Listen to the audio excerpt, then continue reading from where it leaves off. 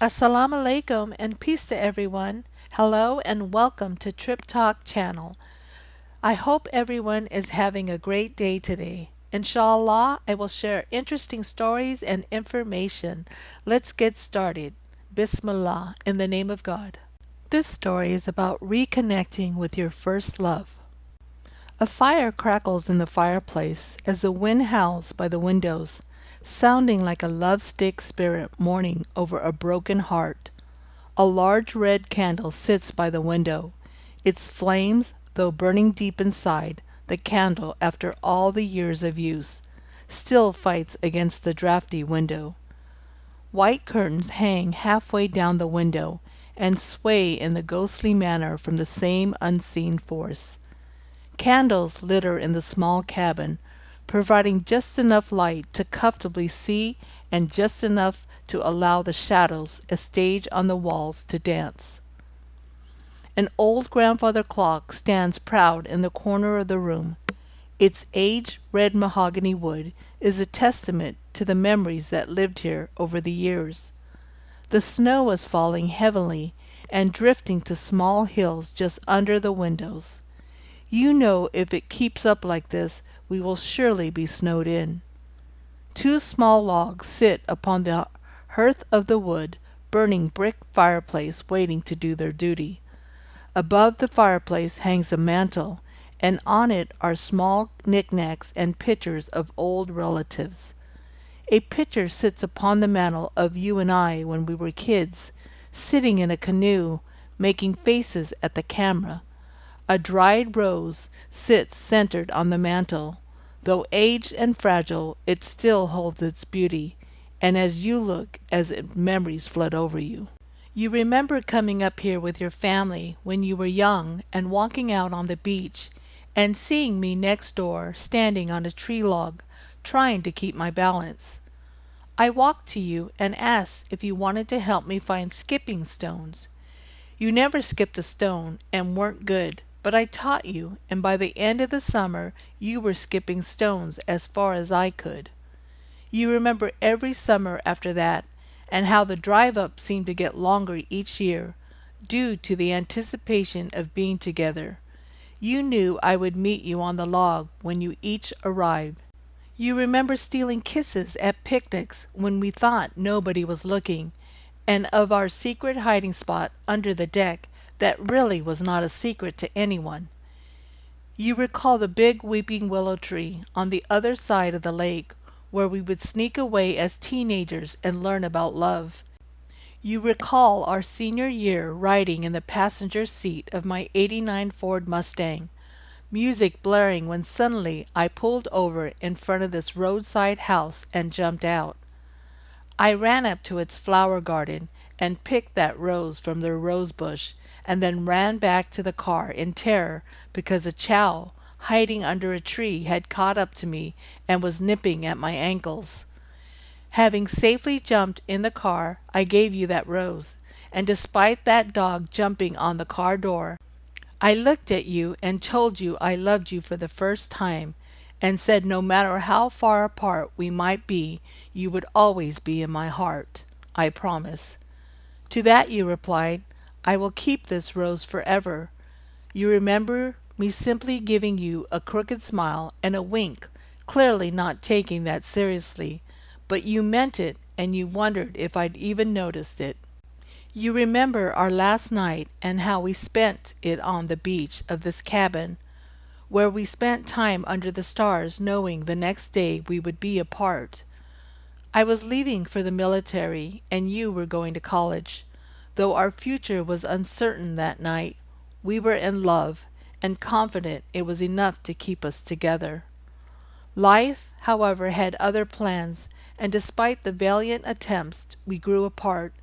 Deployments kept me away for much longer than intended, and your career took off, keeping you on the move.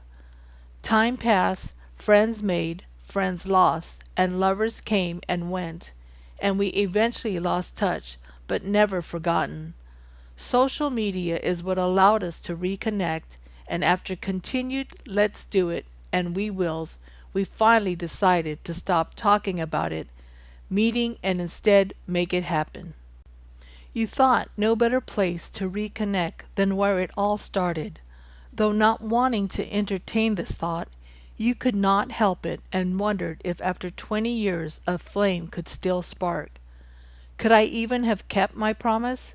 Because deep down inside you still loved me, and that made you vulnerable. Your father's cabin brings back memories so thick you can cut it with a knife, and as you sit on the old green plush couch and cuddle a blanket, a tear rolls down your face, and with nervous excitement you hope I can make it through this storm.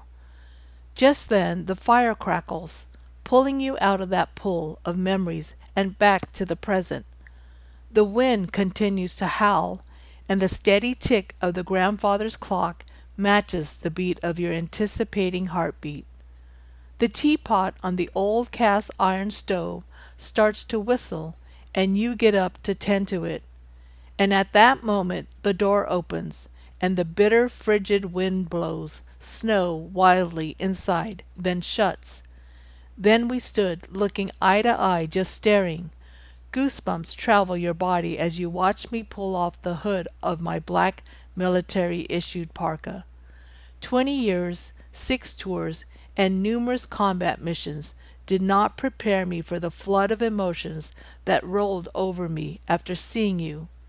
There I stood staring at you simply, taken back by how beautiful you were, and at a complete loss for words. I was a teenager again, and butterflies filled my insides. You broke the silence by simply saying hi, to which I replied hi with a loving smile. I had rehearsed what I was going to say to you repeatedly, knowing I was going to see you again. But now that you were standing in front of me, I was at loss for words, and it showed. You rehearsed yourself, what you would say to me, and how you would act, but all you could do was stare as well, reminded at this moment of how blue my eyes were. We seemingly embraced, both moving towards each other, and at the same time. The cold snow on my jacket pushed against your warm, dry clothes, but it didn't matter. You were in my arms again. I wrapped my arms round you and gently squeezed, never wanting to let go. I just wanted to become one with you, and it had been forever.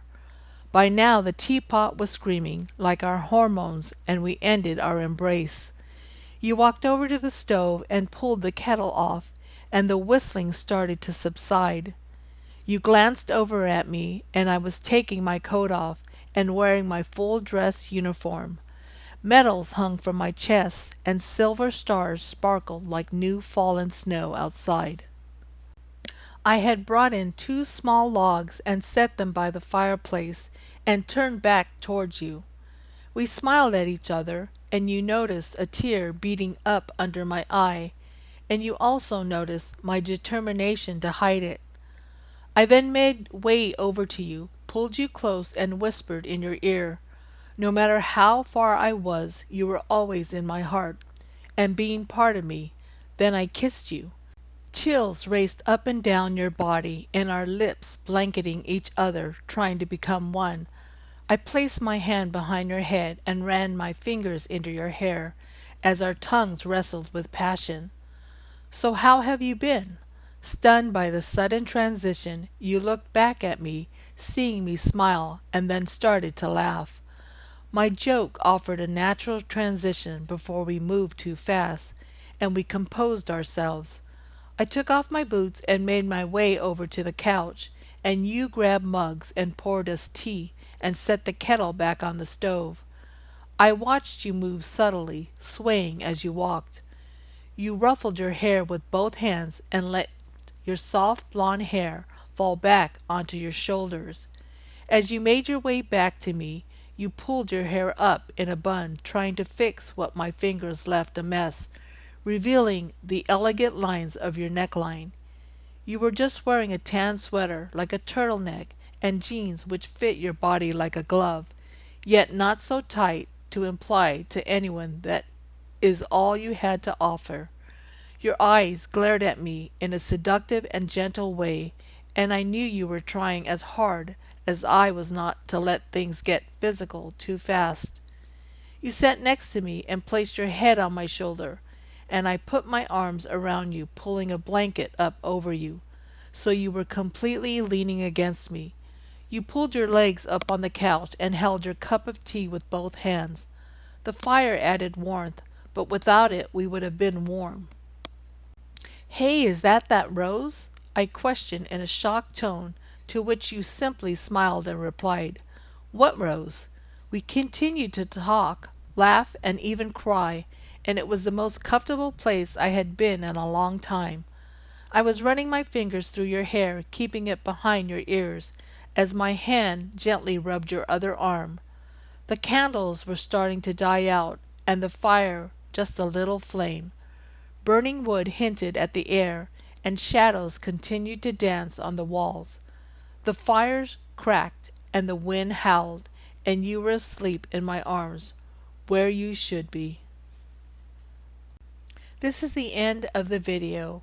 Thank you for watching. We would be happy if you would subscribe to this channel, like, share, and comment. Inshallah, I will see you in the next video. Masalama.